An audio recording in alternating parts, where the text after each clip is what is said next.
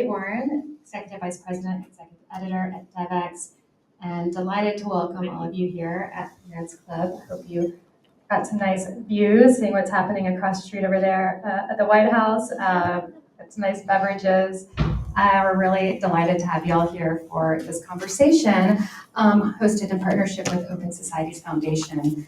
So we're going to be exploring a topic that you've probably been hearing a lot about lately, but isn't always talked about as part of the global development conversation. And that's around critical raw materials, the rare minerals that really go into the heart of the energy transition, technology transition. So these are the minerals that help power things like EV vehicles, smartphones, clean energy, AI, and so they're really at the heart of this transition. And when you think about it, it's really a development opportunity for many of the countries where these minerals are found. But there's also a lot of risk, right? I think that history shows us that it's not always the most vulnerable, that when there's a race for finite resources that come out on top. So we want to talk about what is the state of CRM right now? What are the opportunities? What are the challenges? And really ensuring that we're building a fair and equitable and transparent system, particularly amidst a lot of geopolitical, economic challenges right now. We are going to have a couple of conversations. We will have some time for some audience Q&A. There is a QR code that will flash up here shortly that if you are shy to get on the mic, you can submit questions through an app called Slido, and we'll try to get to some of those. But to kick us off, really help set the stage, I'd like to welcome Pedro Abramove, who is the Vice President of Programs at Open Society Foundations. Pedro, over to you.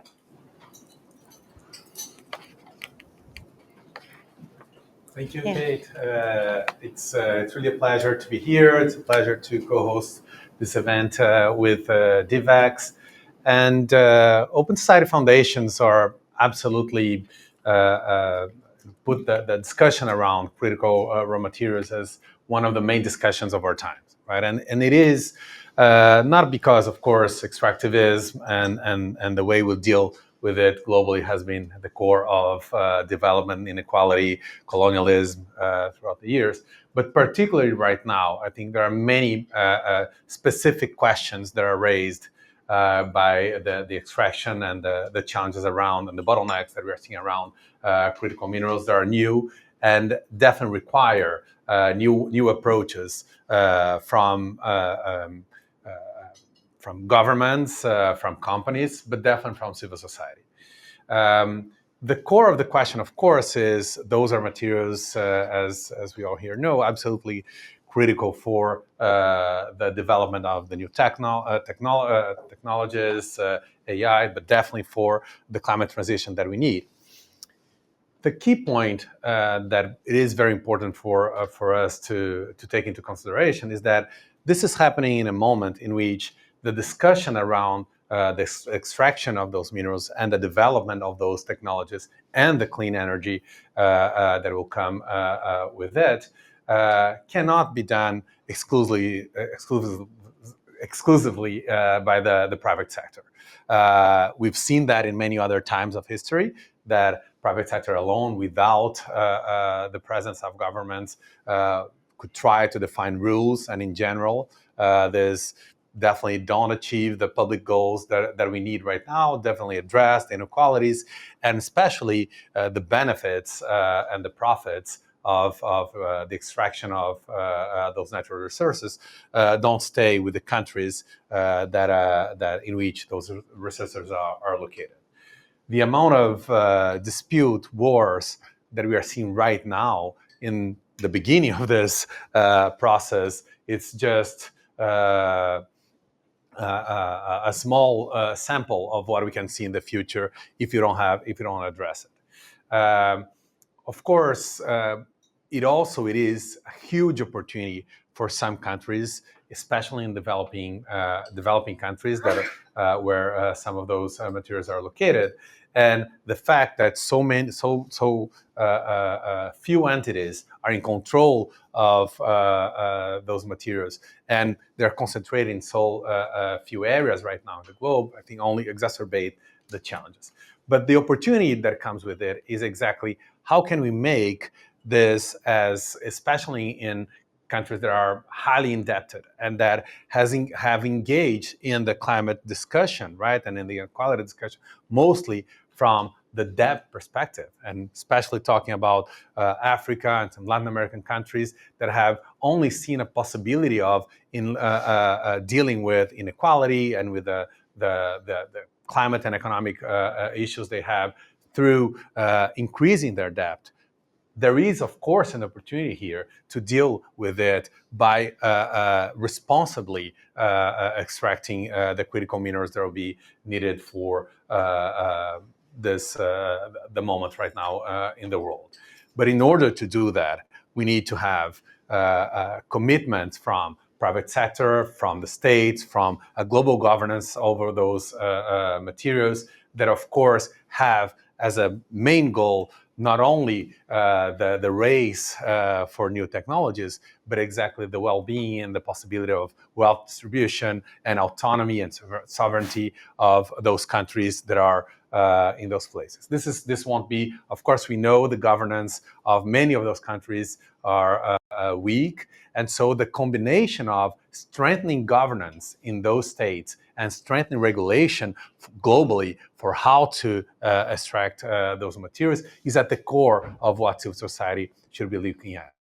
Anything that will come and impose rules from outside to those countries and it will be perceived as just, again, another colonial perspective of imposing rules and blocking development in those countries will not, has absolutely no chance of success. So it is, of course, a challenging moment for civil society organizations that want to engage with democracy, with sustainability, and want to make sure that the issues like inequality and real development and strengthening state capacity in those states are put together. So to face those challenges and to debate exactly how to address it and how civil society can contribute to it, we couldn't have a better group of people like we do here, and we definitely hope that we can get a lot from the discussion today, exactly focusing on those points. Thank you very much. Thank you, Pedro. So a country that you probably hear about a lot when you talk about critical rare minerals is the Ukraine. We're going to start with a conversation, and I'll welcome Elena Pavlenko to the stage to specifically look at Ukraine. So here, we'll get you sit here and get you a mic.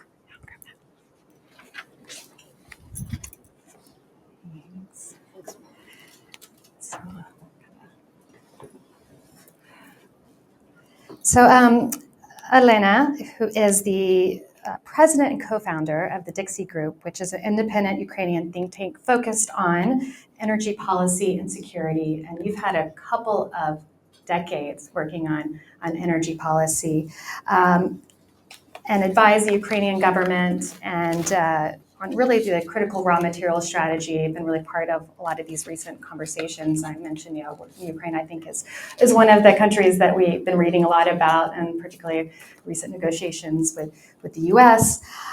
So I'd love to hear, just to kind of get us started, Pedro mentioned some of the opportunities that these minerals provide countries, but also some of the challenges around governance and cooperation. And there's both the economic opportunity, but the environmental risk. So from your perspective, what are some of those big opportunities that you're seeing in Ukraine, as well as balancing with some of the risks? Thanks a lot. Thank you. Can you hear me? Yeah, great. Thank you very much, and thank you very much for your attention to Ukraine and to the situation, which is where we are now. Maybe I'll start with a bit broader picture, saying about the European perspective. You remember 2021, 2022, when before the full-scale invasion happened, the EU actually faced the challenge how the dependency, in that time it was gas dependency, can quickly be transformed into the challenges, and the gas actually became a weapon. And the response of the EU was the so-called Repower EU strategy, which had 3 pillars. One of the pillars was energy efficiency, energy saving. Another pillar was diversification. And third pillar was more clean energy and more renewables generation in the EU. And so EU is moving forward with this, but then it faces another challenge. If you install more or you use more clean energy, you install more renewables. But to install more renewables, you need more renewable technologies. And then you see that the geographical concentration of the production, manufacturing, and processing of all the minerals needed for this equipment actually is huge. And it again makes a challenge for the EU, but I think also for the US, how to avoid this dependency, which might be one day a weapon. And we basically see with all the trade wars which are happening now, when the gallium, germanium, and other rare earth elements are now subject of the license regulation from China. It's happening. It might be just start, yes?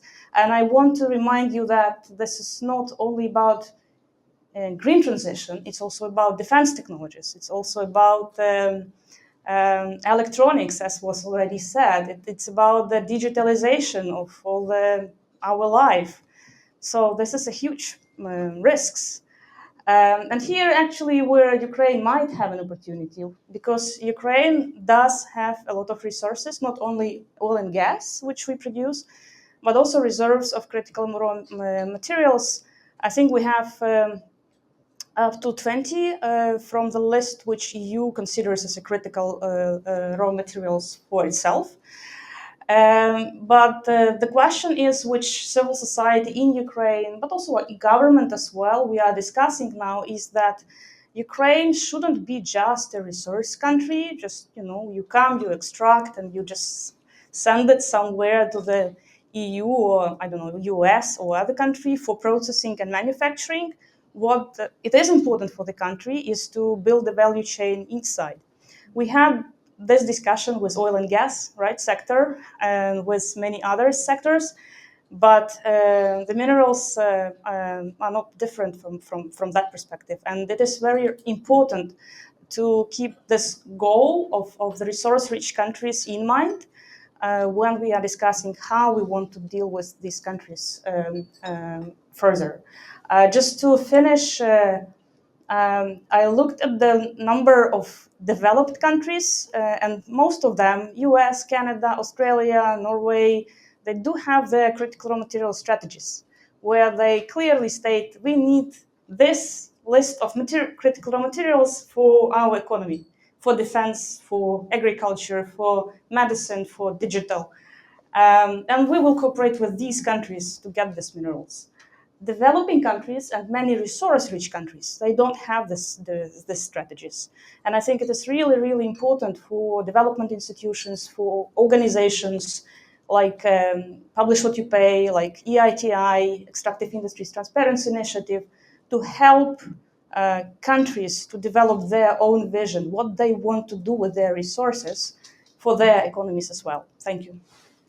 Yeah, and that's an interesting point. And do you think that there could be a role for an OPEC-like coalition for different countries to come together to help develop more transparent policies around cooperation and collaboration? Oh, yes. Actually, you started to discuss this deal, which probably Ukraine might sign with the US. And there is a sentence there that, at least it's a memorandum which precedes the deal, that the US is interested in sovereignty, freedom, and security of Ukraine. But I want to say that it's impossible without strong economy. And strong economy is possible without building the industry right inside the country as well. And strong industry is not possible without transfer of technologies. And transfer of technologies is impossible without good cooperation with the developed countries who do have these technologies and can bring them to the countries. I refer now to the great study which was done by UNIDO and the Columbia University, where they actually looked deeper into how the developed countries can help. And transparency, definitely, this is a part of any deal and also implementation, because critical raw materials, the way, the chain which you go through in order to produce renewable technologies, for example, it's much more complicated than even in oil and gas. And the different tricks, let's say, or corruption schemes might happen there.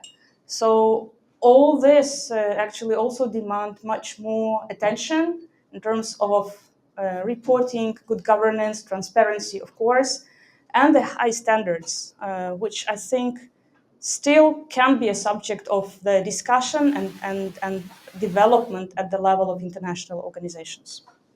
Yeah, so talking about the potential deal that might come through, I mean, obviously the US has been leveraging military support, reconstruction support as a bargaining chip for access, but also it's a good leveraging tool for Ukraine and these negotiations. And you're seeing more and more critical rare minerals and materials being used as part of these international negotiations. You know, what lessons, and still see if a deal happens, but would you say that other countries could learn that are either also mired in conflict or low-income countries about how to negotiate with big global powers over access to these minerals that, again, could be a source of development and benefit, but also could provide risk? Yes, thanks. I was watching this process of negotiations with Ukraine, and I would propose maybe 5 lessons learned for any other country who might face the same process. The first one is actually the development or having some good examples of revenue management schemes, because the deal between the US and Ukraine is about how the revenues will be managed. So it's good to have at the international level some nice examples. We do have this again in oil and gas. Norway has is a great example. In critical raw materials, I know there are some maybe some colleagues will also refer to that, but not so much is discussed at the international level and with the governments. The second is, of course, transparency and regulation. For example, we are asking now the different international stakeholders to help us to do the benchmarking of our fiscal regime and legal regime. So how to make sure that the country compete with others, but also is not losing its own, interests and benefits. Of course, there is a question regarding so we have this internationally with production sharing agreements, for example, typical production sharing agreements which government can adopt in oil and gas, but I haven't seen this in the critical raw materials sector. So if there are any typical good deal, we were discussing what is good deal for the country, or how it should be structured, what should be there, what are the red lines. I think this would be super important, because if the country, developing country, resource-rich country, is in a weaker position, either this is another government or this is international big company, it's hard to negotiate. It's absolutely hard. And the final proposition is the oversight, international oversight. If you negotiate between the governments, for example, who then help to be a judge or arbiter, let's say, saying that, no, guys, it's too much pressure, or no, you should go this way, or you should look at this sector. So we need these arbiters at the international level. And I think there is this UN panel, critical raw materials panel, looking at Solita. I think it might be a good idea for the panel, for the UN, to discuss how to make principles and these good deals not only volunteer, but also discuss, still don't know, have no clue, how to make this more strict, let's say, and make countries to follow the rules which will be adopted internationally. Yeah, and we'll bring our other panelists up here in a moment. But just also quickly, we're talking about the role of civil society. Pedro mentioned that a lot of this has been really ran and dominated by private sector. Obviously, governments are very involved. How is civil society being able to be part of these conversations within the Ukraine and thinking about ensuring that the social and environmental impact is both positive and trying to mitigate some of the negatives? So Ukraine is a member of the Extractive Industries Transparency Initiative, so-called EITI, and it unites a lot of civil society internationally and also on the local level, and we are constantly in contact with them, trying to organize discussions with the local communities, but also with companies on how to better organize this or that project at the local level. And I think this multi-stakeholder group approach, which EITI has, is a great tool for any country because it creates a space for discussion. And if there are discussions, there are much less tensions at all levels. Also, we are working with international organizations like NRGI, like Publish What You Pay, and are trying to learn about the best practices and help government. I have to say that in Ukraine, maybe it's in other countries as well, but civil society plays. We say that we are all types of dogs, slide dogs, watch dogs, all the types. So we are trying to help government. On the one hand, we are now helping to develop a critical raw materials strategy, which I mentioned. But on the other side, we are, of course, trying to watch what's happening, whether the data is available, whether communities are really part of the discussions. We criticize sometimes, but at the same time, if there is a lack of capacity at the national level, we are happy to help as well. Well, thank you. And I want to invite our other panelists to come join me on the stage here. And I think it's clear that this is still maybe early days in figuring out, and I think there's a real desire to not repeat some of the mistakes in the past around extractives, but it's still a lot to learn as we figure this out. But our other panelists here, we have Sunita Kaimal as President and CEO of the National Resource Governance Institute. And we have Brian Figaro, Managing Director of Programs at the Open Society Foundations, and Benjamin Garcia, Executive Director of Espacio Público. So please come take a seat. Thank you.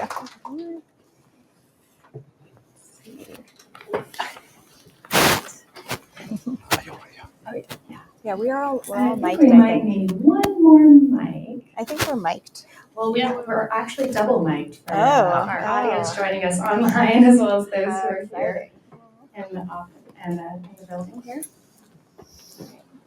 Right, we might do a little sharing. I can give you my mic. The microphones. I don't know if anyone sees another mic that got squirreled away somewhere. I can handle. Do you want Brian to go first? Great. Now we'll pass it around. It's fine. Actually, I think I might even start with you, Sunita. But let me give you a little introduction to our panelists there. So Sunita Kaimal, and with the National Resource Governance Institute, a global policy and advocacy organization working to ensure that resource-rich countries benefit equitably from their natural assets, and that civil society has a voice in that process.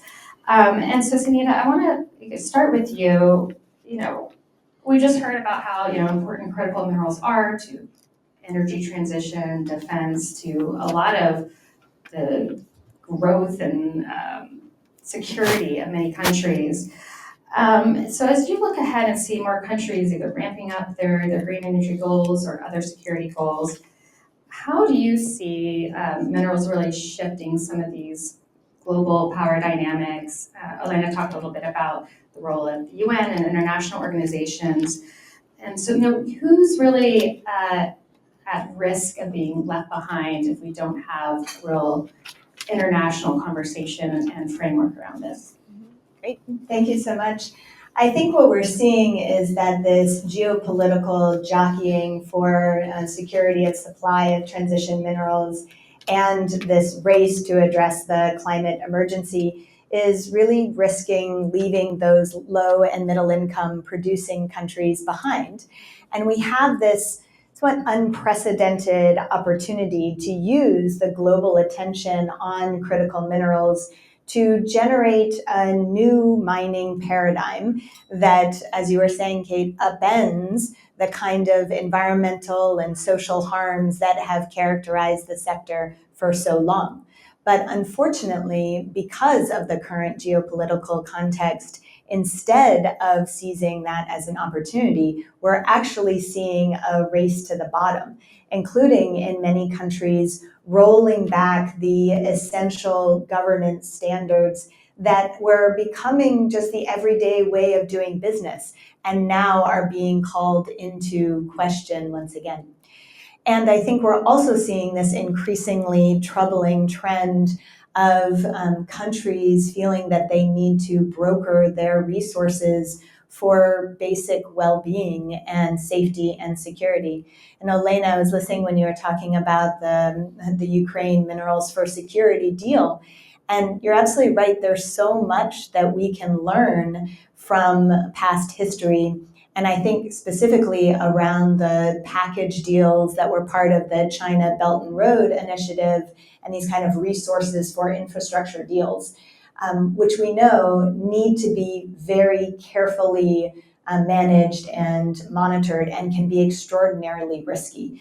There can be many cases in which countries are actually mortgaging their futures, and it's important to have a very careful assessment of the value of those resources, which is very hard given the price volatility in this moment and the geopolitical winds. But then also to put a price on security. Like, how do you put a price on the value of being able to ensure that safety and security for your people? So in those kind of deals, it's incredibly important not just to have that valuation, but also to be able to have the monitoring in place around the obligations and to ensure that countries are truly seeing those positive deals. I think that with the profound transformation of multilateralism in this moment, there is a concern that the international architecture, which was so critical to reinforcing these standards and good governance, is breaking apart. Just last thing I'll mention is Elena mentioned that there was a UN panel on critical energy transition minerals that the UN Secretary General called for last year.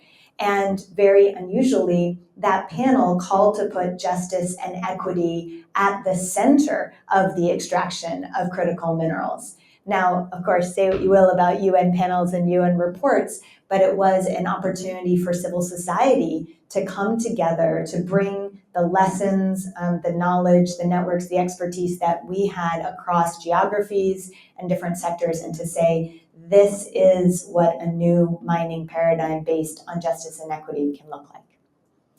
Thank you. And so, Benjamin, I want to bring you in. Espacio Público is a Chilean think tank that is advancing evidence-based policies for just energy transition.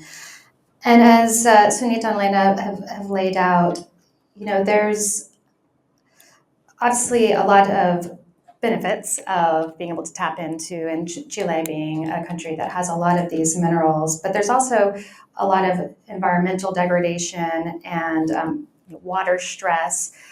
And so as you think about developing, and whether it's from the government, in the private sector, ensuring that the communities where these resources are often extracted from are actually benefiting from this and not just feeling the brunt of the negative impacts. Yes. Thank you for the question, for being here. Yeah, I think that point is the key point. How do we manage to assure that the extraction of these minerals or in general these raw materials actually benefits the communities, indigenous people that live in the territories, and also the environments in which these minerals are, which are usually quite fragile. So it's not an easy task, I would say, and I think there are many things we should look at to ensure this is not only a silver bullet. For example, On one hand, you have all the things related to tax revenues, which in Chile we have, I think, a good example of how the state, and in the state I mean the education, the social security, etc., can benefit from the taxes that come from this industry if the public policies are well thought and well put in place.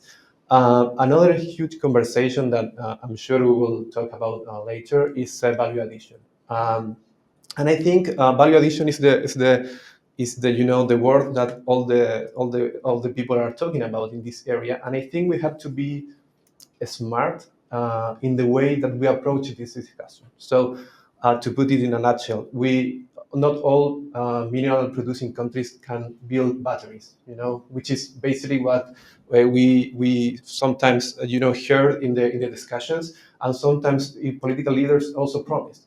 And there is a risk in achieving value addition that is not realistic. So we have to be, evidence based. We have to be, of course, ambitious, but we have to assess which are the geographical, the industrial, and all the advantages that each country has in this discussion around value addition. And I think this is a discussion that is country and context specific. It's not one size fits all. And also, there is a huge discussion on how can we ensure that the better standards on human rights, on environmental standards, on governance are applied and are actually, in a way, there is an incentive, an economic incentive for companies for putting those in place. I think that's another discussion that is key on how do we ensure that the communities and the countries actually benefit from these industries.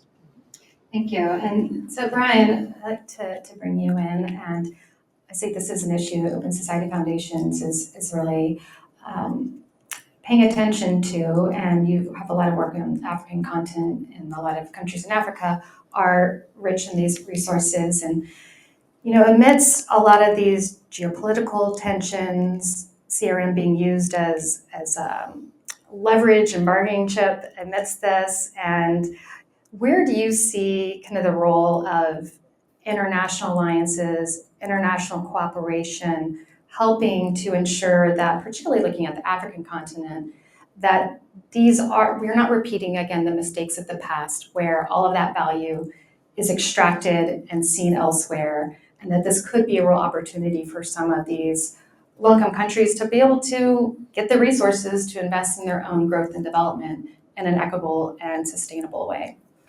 Here, I'll give you.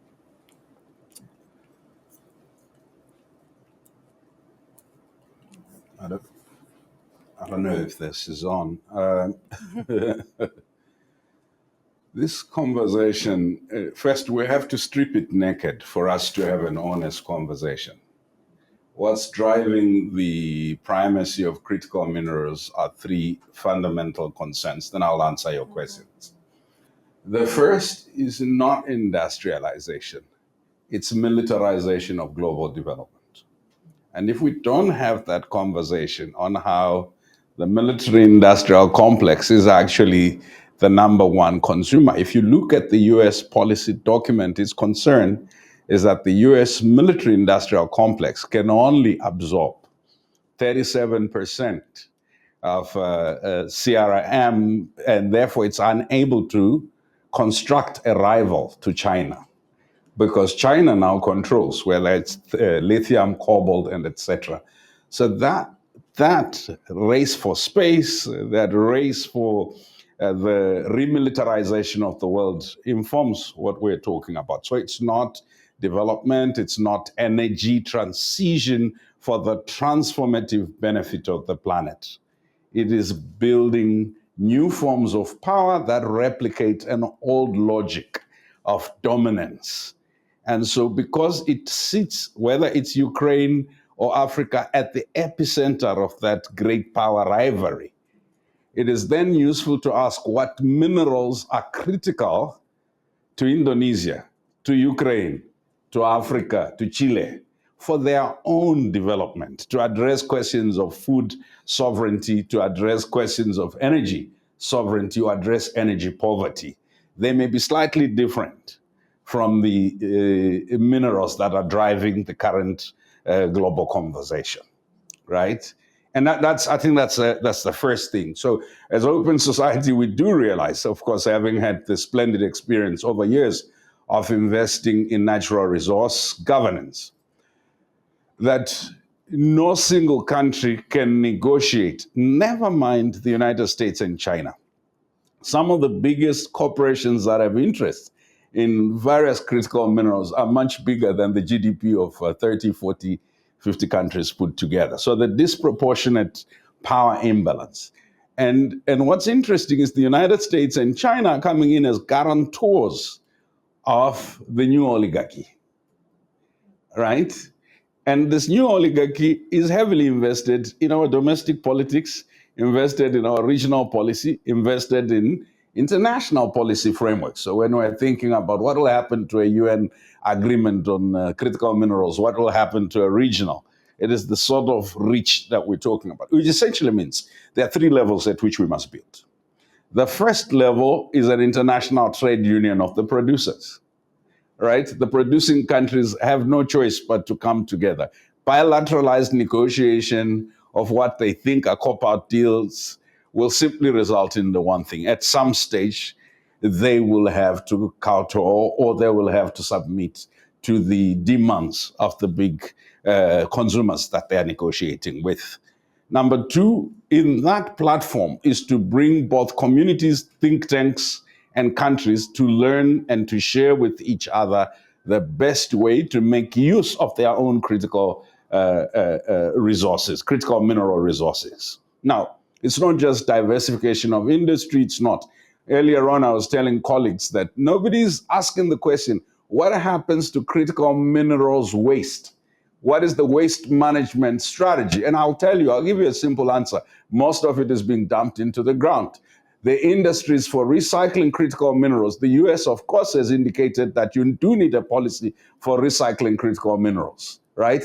But there's not grown sufficiently, even in the United States, a critical minerals recycling industry that then enables equitable participation, expansion, minimization of the so-called waste from these industries. This waste is going into underground water, my friends. This waste is going into pollution of the air. This waste is creating new diseases for which developing countries must borrow in order to deal with, so the debt that Pedro was talking about is debt that's being incurred in order to deal with this. And it's important for us to think about that. There is a third component, which is the people, the human beings.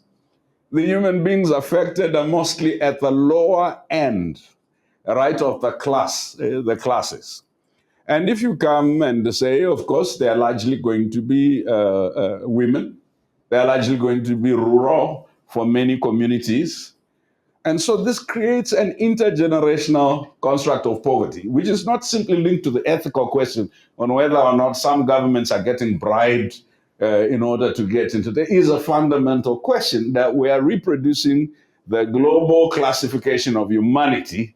And even with the best of intentions, the best mining deal still accepts that you must produce and get paid for it, but it does not answer the question, what happens in 50 years when you deal with the consequences of the extraction? So I think there is a fundamental radical rethink all of us must engage in. It is how do we form at the community level interrelated, interconnected communities from Latin America, from Ukraine to Asia to elsewhere, of countries that actually hold these reserves, and these communities to be able to assert as a collective, whether it's within the multilateral system or elsewhere, their right to development. And their right not just to sustainable development, but their right to life. Because the conversation that, if you all were talking about the price of peace, tell me, what would you pay to save the life, whether it's in the DRC or in Chile or elsewhere? How much is enough to deal with the intergenerational consequences of the waste of critical minerals?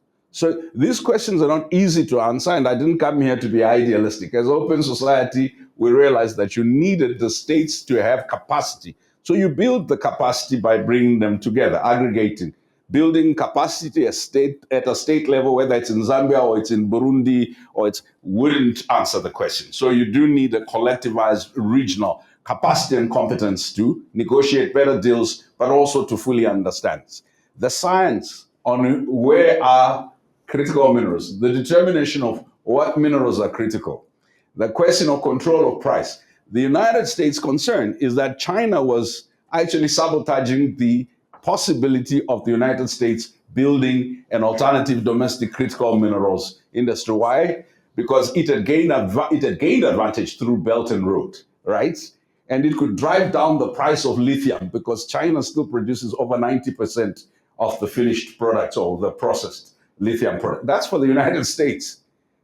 Let's answer for ourselves what that means for Congo. If the United States is struggling with dealing with that level of dominance. But it's not just the dominance of China. It's also that the US solution to dealing with that dominance is going to create countries at the bottom of the well. And this conversation is, how do those countries, how do the peoples, because they're human beings, and how does the environment in those countries become important? Important in terms of rights, important in terms of equity and of justice. So our concern is to addressing the intersection of the economic value of critical minerals, which are revenue and related issues, the human value of critical minerals, and how does it link to communities that are affected having some value, backward, forward linkages to local industrialization, local economic development, and how does it link to the broader social indices that my colleagues talked about? I thank you. Thank you. Yeah. All right. Yes. Yeah, Lena, I'd love to get kind of your reaction to that a bit and how you're thinking about within Ukraine balancing obviously the maybe short-term economic gains with some of the longer-term environmental risk. And is that something that you have some guidance or advice on how to find that balance? Thanks. I'm happy, yes, to bring discussion to the discussion. First, to comment then on criticality. I definitely agree that criticality is defined by every country by itself. So you have a critical list of critical 50, I think, critical minerals for the US, 50 plus, 30 plus for the EU, a bit less, 20 plus for the UK. So every country defines a list of critical minerals based on what they need for their economic development, for defense, for all the sectors. Ukraine, which is going to be a member of the EU, will definitely rely on the list of critical minerals, which is defined by the EU. But right now, actually, our government is developing the methodology to identify, or to identify the list of critical minerals for Ukraine itself. Second, on waste and recycling, this is a great topic, and yes, a lot of countries are discussing this. What I learned from the US case, from the previous US, the strategies US actually wrote on critical minerals, that it's still the space where you cannot bring business because there is no economics there. So you have to think, we all have to think how to make that part, recycling, dealing with waste, interesting for businesses as well. The country, the budget, who will pay for all that? I mean, it's a tricky question, but I think this is a great also topic for the panel, for many other international organizations. So how to make a business also from that part of the critical raw materials development. And second, a third issue is actually on what we discussed on defense. Yeah, I agree. Critical raw material is now super important for the defense sector. I told this, and that's why it is so important for every country to have its own vision where exactly it will need critical raw materials for itself, for its future, for its defense. Ukraine is going to develop aerospace technologies. We will need titanium sponge.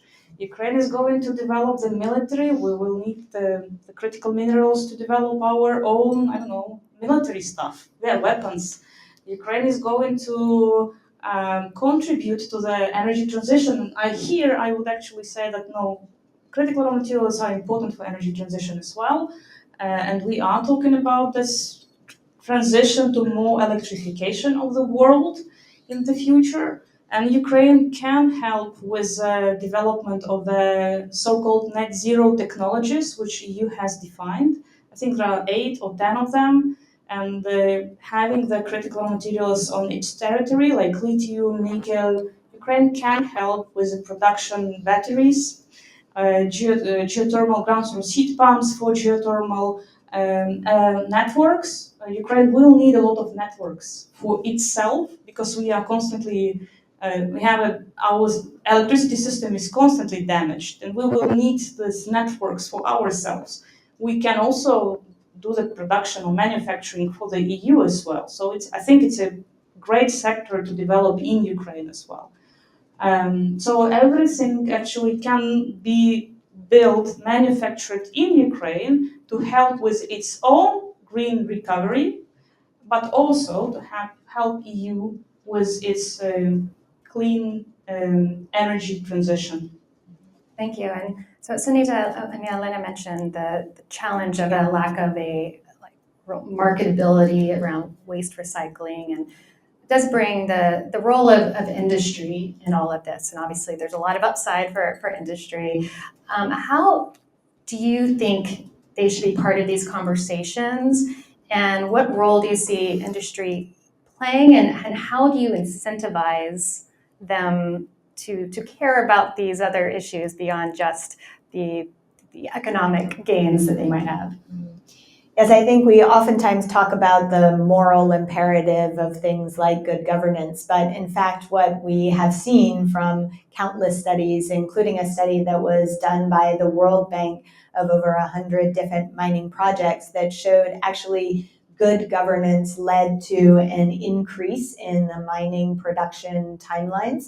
And so I think sometimes there's this notion from the private sector or from other actors in government saying, okay, this is going to slow down our ambitions at a time when we need to be with the foot on the accelerator. But in fact, what we know is that this can really accelerate when you have the social license to operate, when you have also companies that have the capacity to be able to extract and aren't just receiving those licenses due to corruption or bribes or for other reasons. We've also seen in the context of, for example, the US pausing the Foreign Corrupt Practices Act, a reaction from the private sector that says, well, we know that corruption isn't good for business.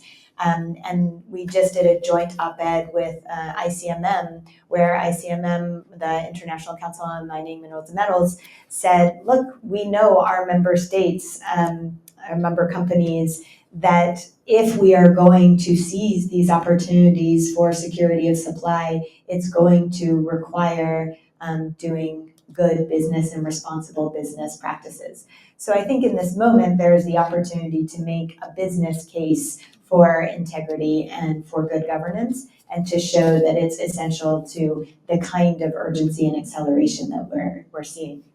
I wondered if I could just add one more point as well. I want to pick up on Brian's point about what we need in this moment, and I couldn't agree more about the role of industry, the role of governments as well. But I think that civil society has such an essential role to play.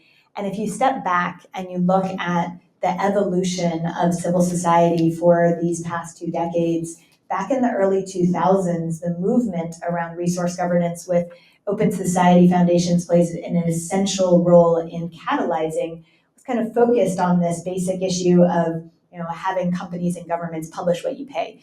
Like how do we get accountability around this sector? And what we saw was in the first decade, a lot of emphasis on that kind of transparency of contracts, beneficial owners, et cetera. And that kind of became this new norm. Then there was a second decade where there was a lot more focus on policy implementation, addressing implementation gaps, and ensuring that that data that was becoming available was actually used for accountability. Then entered the pandemic, and you saw this crush of closing fiscal space for many of these heavily indebted countries, closing of civil society space in many instances. And the resource governance movement for civil society had this kind of inflection point where we said, you know what, all these decades of investment in resource governance haven't led to the kind of equitable benefits that we were all purporting to fight for. And so we need a new way of engaging as civil society. And I think that this is that inflection point and the opportunity that critical minerals and the global discussion is opening is for civil society to step forward with ambition, with creativity, with ideas, but also to hold the line and to say there is 2 decades of investment that we can build from. So we're not in the early 2000s where many didn't even understand the complexity of the extractive sector. We're in a new, sophisticated reality where we can be a partner to those governments, a partner to civil society, and we can help ensure that we take advantage of this moment. Thank you. And so Benjamin, I'd love to get your take on that. And do you have any examples of how civil society has been able to play a real positive role or an effective role in working alongside industry and government, perhaps in the Chilean perspective? Yeah, I think I do have some examples, and I think they're in 2 levels. One level is at the international organization level, the international NGOs such as NRGI, OSF, and others. And I think there is a role there, for example, to see and try to transparent aspects of the industry. The other day I was shown from the resource governance that they are doing this map, web map. You enter a web page and you can see a map of the supply chain of cobalt. Well, that kind of stuff that helps local NGOs to know the international supply chains and to do the role of accountability are very useful. And on the second level, I think at the national level, we also need NGOs, think tanks that know really well the specificities of each country. I think that's key because each country and each region, but specifically each country has its own history and its own power dynamics and its whole politics. And I have a lot of examples, for example, regarding the fight against corruption in Chile. Some years ago, 2015, there were some political scandals in Chile, which actually involved one of the 2 lithium companies that was illegally financing political parties. This was like a huge moment, and we seized that moment because these moments don't come often. Moments in which the political system is open to implement reforms because they see themselves in a position of danger, that they have to do something because they are in a very opposition before the citizens.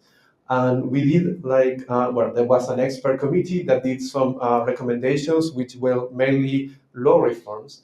In Espacio Público with another Chilean NGO called Ciudadanía Inteligente, we did this huge campaign proposing and going to Congress, going to the discussions to make pressure for the advancement of these reforms. Because at the beginning, when the corruption scandal is on, everyone is talking about that. But some months after, it starts to get forgotten. So there is the place for civil society to be in the spaces of power, to be trying also to leverage social media and other platforms to make pressure. And I think that example, which was, I would say, partially successful because many laws were reformed, not all the ones that we would like to. It's an example of how civil society can act in this kind of situation and try to improve the policies of the countries. Yeah, thank you. And so I want to continue thinking about the supply chain challenges. And Brian, I'll get your perspective. The supply chains are very complex, and I'm certainly not an expert on all of that, but it's a big part of the very complex supply chains. Can you talk a little bit about what makes them so complex, and then how can you help ensure, as you mentioned before, more of that value, the high value in the supply chains is more captured in the countries where these resources are coming from, and where do you see the opportunities and challenges ahead?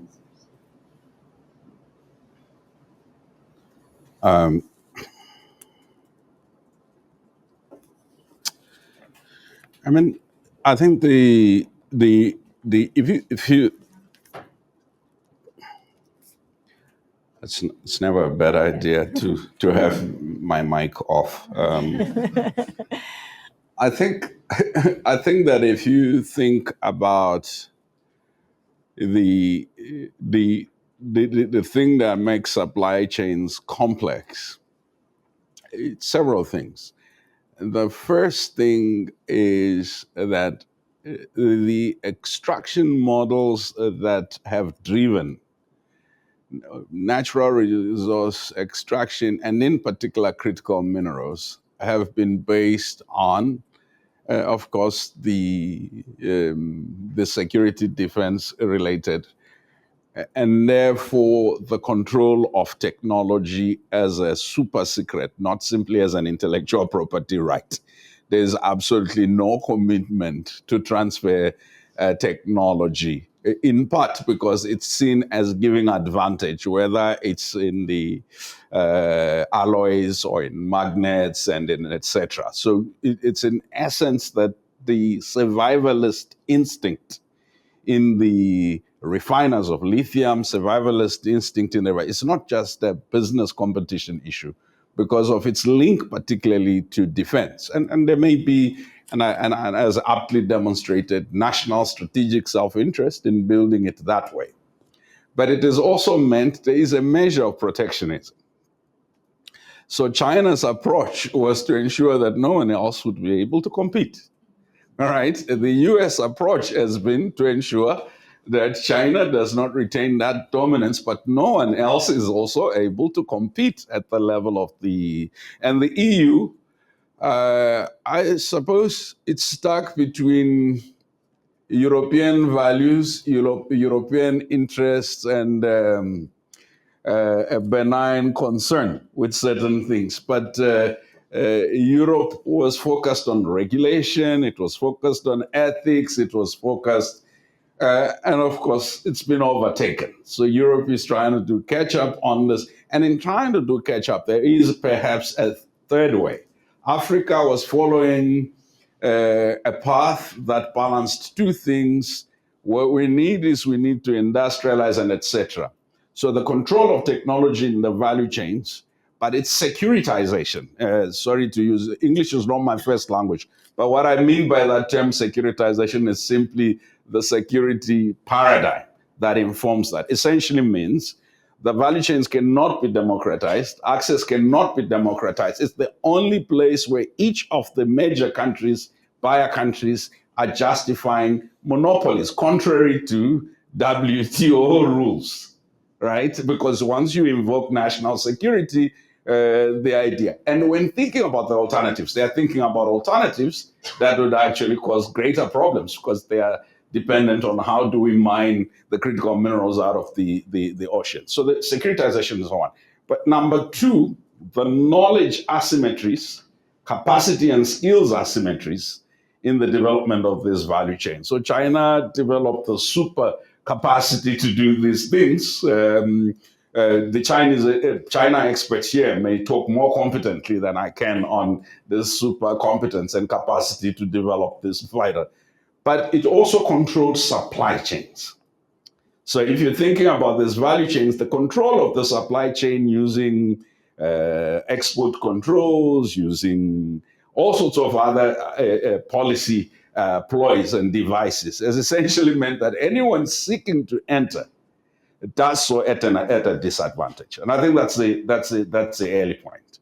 What does that mean for countries that have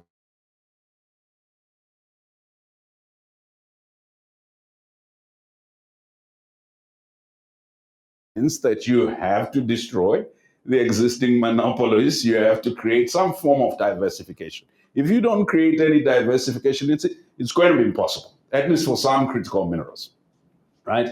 You may find alternatives, which is what for gallium, find nodium as an alternative, find other minerals that could be an alternative. But the cost of finding the alternatives is very high. It's poor economics, it's bad economics. So in essence, some of us who are working in this sector keep saying that conversation needs to happen at the UN, but it also needs to happen at the WTO, it needs to happen in ASEAN, it needs to happen in BRICS, it needs to happen across all so-called it needs to happen at the African Union. It needs to. What is that conversation? The conversation is there has to be a give and take, or the international system must divide. Unfortunately, if not an incentive, a punitive regime that actually discourages. Otherwise, where we're going right now, the value chains are going to be dominated. They're going to stay dominated. And the China-US feud needs either Africa acting together with the European Union and acting together with some parts of ASEAN to become the counterbalancing force. The US-China feud is not taking us to more equitable value chains. So if each African countries, if Ukraine and others simply pander to either one of the major players, what it is doing is actually deepening the gulf and the disadvantage for the majority producer countries. So my message is simply, you decomplexify the value chains by actually bringing some measure of equity, institutional and other forms of regulation. Without that, the monopoly, which is held by states which have securitized their logic, will become the order of the day. So all the conversations we're having about communities, all the conversations we're having about human rights become, I think, secondary. And so it's worse than the Cold War. Because in the Cold War, you could claim there's a particular enemy and that you could find a moral justification. In the current moment, the justification would simply be dominance. Yeah. So I'm going to open up for questions in just a moment here, but Sunita, I'd love to get your reaction to that. I mean, we're here on the sidelines of the World Bank and IMF spring meetings, and I think Brian really laid out what often it feels very much like a zero-sum game environment right now, and really moving away from global cooperation, multilateralism to isolationism. And so how do you create an environment of collaboration, whether it's through sticks or carrots, in this current moment? Well, an easy question. Yeah, exactly. I was going to say, no problem. Well, I just want to underscore what Brian said about the need to move away from the competitive zero-sum mindset and towards those opportunities for regional coordination, collaboration, which also picks up on Benjamin's point about feasibility around value addition. This is one of the issues that the UN panel on critical energy transition minerals tried to tackle, because we hear from many of the low and middle income producer countries that the single biggest change they're looking to see in this new mining paradigm is the opportunity to have increased value from their transition minerals. And yet, how do you do that? And I think too often there is this notion of mismanaged expectations around value addition, which, as Benjamin said, is just frankly not feasible, or the trade-offs that are required, whether that's in terms of electricity or energy supply, the costs associated to it, the competition that Brian spoke of, is just unparalleled. So you're setting yourselves up for failure at the outside, which doesn't mean that it shouldn't be explored. It's just exploring it with that notion of how you strengthen your collective power, your bargaining power and negotiating seat at the table. And so I think in this moment, what we believe is that it is possible to have a win for energy transition, a win in which you do see that increase in stability and supply of minerals, where you can also see a win for the low and middle income producing countries if they are willing to come together to coordinate and to also leverage their bargaining power, but then also a win for the communities. And that's where issues of free, prior, and informed consent are absolutely essential, and where we need to make sure that the conversation is being linked all the way from the community level up to the global level, and we are leveraging the influence that can happen at each stage. I think also what's essential is we can have a lot of these ambitions, but if the financial support and the technical support is not there, including the conversations that will happen this week about the importance of transition finance if you don't have that as a critical enabler and support to this conversation, then it's still going to be a lot of rhetoric about ambition and not the ability to bring that to fruition. Yeah, go ahead. Sorry, just one small comment regarding the China and how they develop their own capacity. There is a great publication, Blueprint, which appeared, I think, a few weeks ago in Bruegel. This is a Brussels-based think tank. They analyze actually very deeply how China developed their capacity and forced industry to produce, to manufacture clean technologies. But I wanted to add on the clean transition, a green transition, and the role of critical minerals and bottlenecks. What is interesting that in oil and gas sector, when you have like a weaponization, and some countries start to use the leverage, and for example stop gas supply, you immediately have a price hike, right? And immediately it has an effect on consumers because the prices increase for final consumers, for the industry.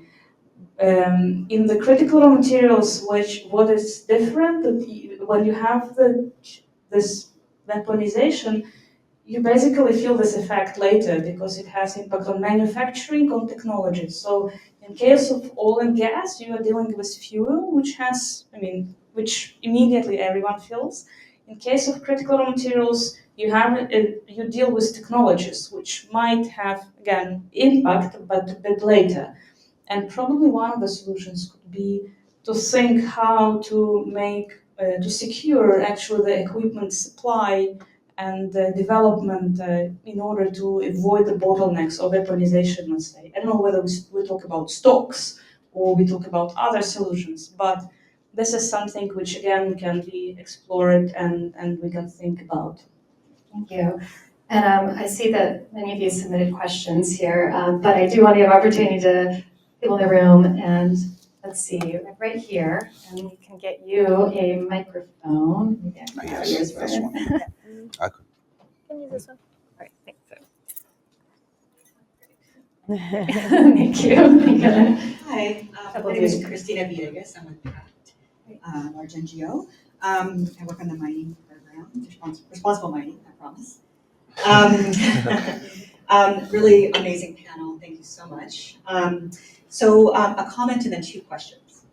So one comment is there is a weakening of global mining standards worldwide. What do I mean by that? We have an expansion of standards and guidelines, and now we have a backlash by industry. And so there's something called the Consolidated Mining Standard, which you might be aware of, and that's being organized by the major mining companies, just out of a plea to have not 15 mining standards that they have to report to. I can appreciate that, but one. The problem is, of course, when you have a mining standard created by the mining companies themselves, that's going to be a problem, obviously. So I just want to flag that they're trying to choose their own standard, and we know it's going to be raised to the bottom, as you've mentioned. My questions. So my questions have to do with what I'm seeing in the countries that I work in is, especially with the collapse of the architecture, support architecture, is a gap in monitoring capacity amongst national civil society groups. So who is going to be monitoring the environmental pollution of the refiners and smelters that might be set up or that are already set up in these countries to make sure that they don't cause pollution in these wastewater in the groundwater. I don't, I see a huge gap there for evidence collection, and also let's be honest, power gap. And so I'm wondering, what do we do about that? Is there a plan? What can be the plan?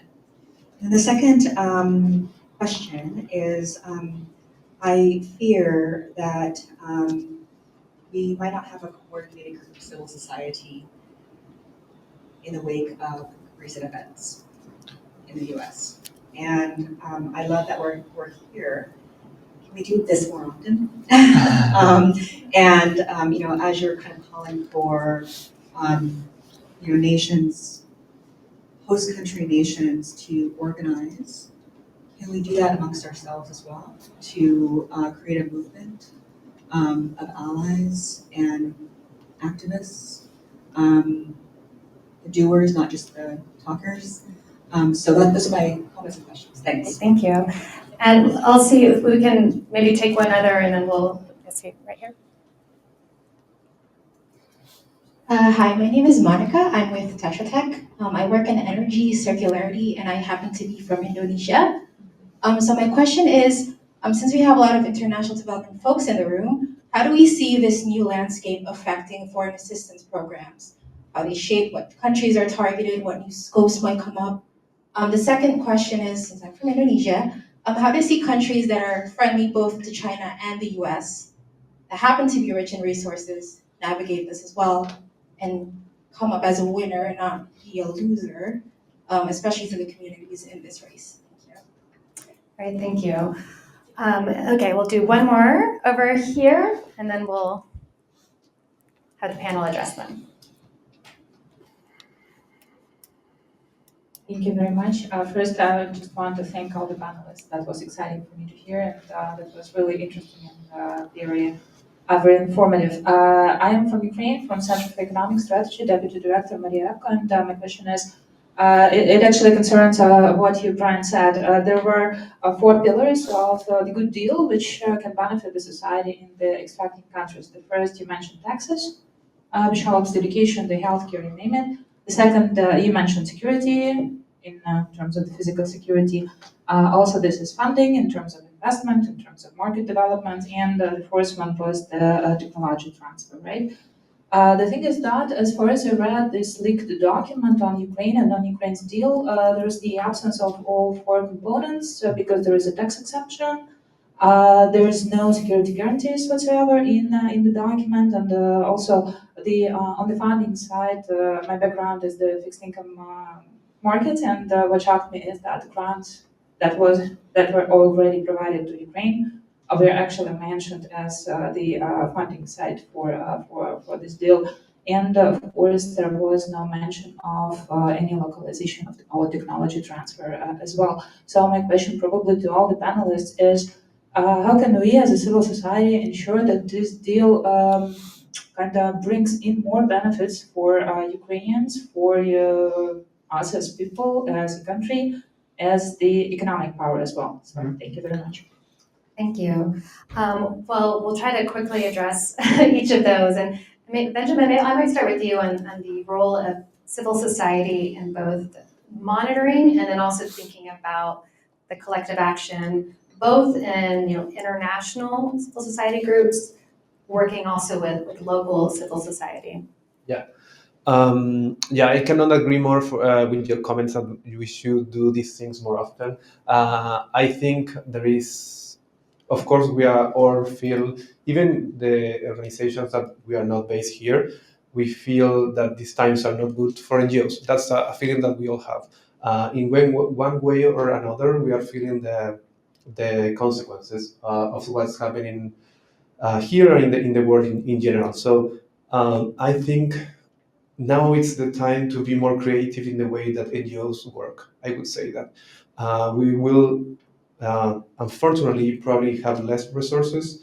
So we have to be very, civil society is populated with people that are very creative, very motivated. So come on, let's use that. I don't have the answer, but I think that creating more networks between global NGOs and local NGOs is one key of the answer. I also just can I answer? Yeah. Monica talked about Indonesia, about a country that has both relations with the US and China, I guess. I feel the same in Chile. In Chile, we have it's probably one of the countries that is more open in terms of international trading. We have trade agreements with basically all the main countries in the world, including the US, EU, and China. But China has been constantly growing in the size of that it occupies in our economy. But we still trade a lot with the US, with the EU, and we are in a very tricky situation.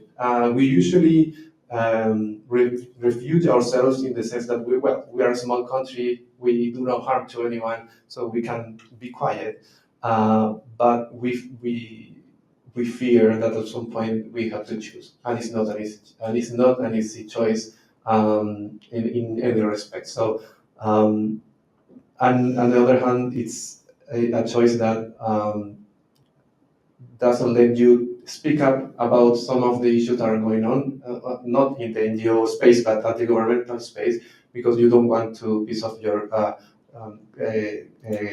partners in trading. So it's tricky. It's very tricky. Thank you. Yeah. If I could just pick up on those 2 points. First of all, I think this idea of strategic neutrality is so important for the mineral producing countries because there is this risk that they're becoming pawns in this kind of geopolitical jockeying. And just as many of these countries are looking at their own self-interest in the global north, the countries that are low and middle income producers need to be looking at what's in their self-interest as well. I wanted to also comment on the point about the civil society movement. And I think that, as I mentioned, one of the kind of biggest wins of the UN panel on critical energy transition minerals was this coalescing of civil society, not around a unanimous position, but around issues where we had consensus and where instead of dividing the agenda, we were actually able to come together and to push for some of those core tenets on equity and justice. And Benjamin actually just participated in a meeting that NRGI convened of civil society organizations around the world, trying to look at how do we keep this coalition and grow this coalition, which involves unusual actors. It's extending beyond the early boundaries of that resource governance movement that Elena's organization and NRGI were a part of as part of Publish What You Pay. And now looking again at the climate movement, looking at the labor rights movement, expanding beyond the human rights movement, indigenous groups. And it's that broader swath of civil society that I think makes for a much more powerful coalition. So I think we have this opportunity now to coalesce around the critical minerals agenda, but it is going to take some unusual partnerships. And given the lack of resources for civil society, to think about how we are engaging in complementary ways and not falling prey to that competitive drive, which drives a wedge in civil society too often. Yeah, go ahead. Thanks. So on monitoring of at the local level for civil society, based on the experience we saw in Ukraine, and it was the civil society organizations who monitored air quality. I think there are a few potential solutions. One, they definitely should have enough knowledge and capacity. I think this is also a task for the development institutions. They should know even more than the government knows, I have to say, sometimes. Second, they should be equipped. In our case, when civil society organizations monitored air quality, the donors allowed them to develop a special monitors, which automatized all the monitoring process. And they are very creative, by the way. They can do a lot of new stuff if they have this possibility and capacity. And third is impact. I think a lot of civil society organizations stop doing these things after they understand that the government doesn't take into account what they say, and there is no other ways to channel this, their findings and their demands. So maybe there should be also a channel to go somewhere internationally. I don't know. Maybe donors, it's yes, but maybe some other coalitions, international coalitions, where you can submit your concerns and then it will come back to the governments through different channels. Because the lack of impact, I think, has a huge impact, sorry, for the motivation of civil society organizations locally. Then on Indonesia, I'll try to answer. So if you have monopolies on the market, what you are doing, you of course can crash everything as a government, but you also can demonopolize. You invest into competitors, right? Try to create a bit more competition. I think that could be potential thinking for the countries who are looking for the critical minerals for their development. So probably the investments into some new competitors it's a long run, but it still can be one of the solutions. On Ukraine, the most challenging question. Um, um,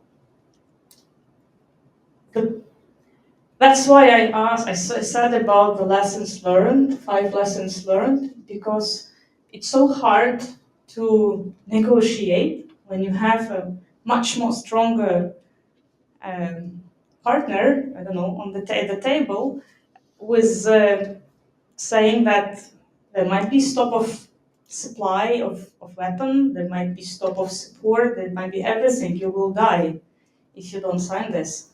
So that's why it's so important to have to be stronger and to have the possibilities to be stronger, to have more knowledge, to have more capacity, to have more partners, to be able to negotiate a good deal. And what I can say again, based on the experience in oil and gas sector, bad deals which are damaging for the nations, for civil for population, usually they don't last long, right? You remember all the in oil and gas sector, when you have a bad contract, you will have usually local population at the local territory will not allow a company to work. And we saw this in so many countries. So that's why when we discuss even with the companies, with the industries, they are also sometimes very interested to have a good deal because it's a more stability, more long-term predictability for them to do business. That's why I think a good deal, it's a win-win for all parties. Thank you. Thank you. And before we break to another reception, Brian, I just want to give you a final word here. What would you like the people in this room to take from this conversation forward? It's been fascinating just having this panel. I think for me, the 3 takeaways. The first is that the social partnerships or the social actors required to deal with this extraordinary moment we're in, and in particular, to ensure that critical minerals have a transformative developmental value that's sustainable, has to be broader than traditional civil society, and also has to have an agenda that's broader than, I think that when you gave the 3 decades of evolution from concerns with the ethical questions, concerns with the governance questions, concerns with the equity and inclusion question, it has to be broad. It has to bring on board communities, social movements, but it also has to bring on board local financiers, regional financiers, and trans-regional financiers. It has to bring on board a friendly states, and it has to leverage some of the things that we're seeing emerge within regions, whether it's the versions of the Africa mining visions or versions of the Africa Continental Free Trade Agreement, and how does it configure in this. But it has to realistically also deal with the question of multiple alliances that the supplier states, in order to survive the vicious competition that's going, have to find a creative multiple alignment strategy where they're able to deal with the dominant US and the dominant China, and also able to address these matters not simply as single standalone states, but within the context of collectives, whether these collectives are within sub-regions or these collectives are states with similar interests. So I'm really particularly interested in how do you support Indonesia link up with African colleagues, with Ukraine and somebody else, in order for them to come up with a better deal. But it also means creating, I think, as the Ukraine example said, that what determining criticality based on your own long-term strategic estimation. How and where do you want to develop, and what is critical to you to develop? But the world is a real place. It essentially means that you can't totally avoid there is an African proverb. It's often misquoted. Today, you will have the privilege of getting the full version. The proverb says, when elephants fight, the grass suffers. But it continues. Even when they make love, the grass suffers. It's not what the elephants are doing, it's their size. And so it's useful, therefore, in thinking about this, when you have two elephants, China and the US, what do the rest of us, I'm quite sure we're not grass, do? And that's actually sometimes more important than what the elephants are doing. How do Ukrainian think tanks and researchers, how does local technology to monitor quality of water, of air, and etc. Become shared with Indonesia, become shared with colleagues in Chile and elsewhere? I think we do need a transnational response and a transnational creativity that enables those who are most affected by whatever the elephants are doing to at least survive it and to get some value from it. The last thing I take away from this is that we often think about empowering people who are down there somewhere below. I think we're in this unique moment where the roof has either been blown off or is in danger of being blown off. Also, those of us who sit here at the apex of global policy debates are now in danger of becoming marginal, or at least fragmented, or at least being pushed into survivalist mode. How do we huddle together? How do we share a little bit more? How do we become a movement that enables that the things we care most about?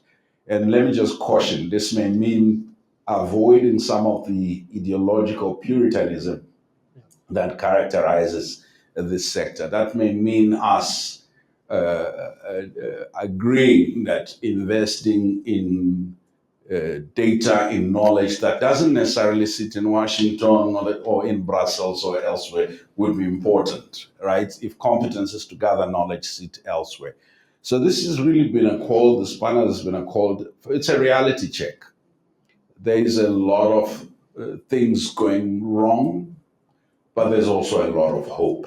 So I take a hope away from this, and that hope is in us knowing that because we're here, we believe something can be done. And it's not how small we are, it is how ambitious we are in ensuring that we do things differently. I thank all the colleagues who have participated, because Ukraine, Africa, Chile, the experiences from elsewhere, it's the same story, and thank you so much. May I thank Eka for her bringing all of us together? Come on, Zach. Yeah, thank you. Well, thank you also to Brian and Benjamin, Sunita, Elena, and thank you to Open Societies Foundation for working with us on this a really important discussion. And I know there was a question around what does this mean for international development community. This is something we will continue to report on and cover at Devex. So this was a great, I think, start to this conversation. So thank you all. I do encourage you to stay, talk to each other, network, for some of those partnerships that we know are vital to this. We will have more refreshments outside the room. In the meantime, thank you everyone for joining, and for those of you who joined online. Thank you to Devex. Thank you. Thank you.